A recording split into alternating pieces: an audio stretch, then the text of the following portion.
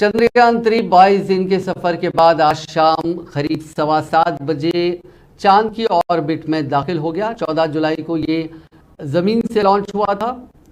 Spacecraft चांद की gravity में कैप्चर हो सके, इसके लिए इसकी स्पीड कम की गई थी। स्पीड कम करने के लिए इसरो के साइंटिस्ट ने इस स्पेसक्राफ्ट के थ्रस्टर कुछ देर के लिए फायर किए थे। इसरो ने इस सिलसिले में आज ट्वीट करते हुए जानकारी दी। इसरो ने बताया कि लूनार ऑर्बिट इंसर्शन का मरहला कामयाबी के साथ मुकम्मल किया गया।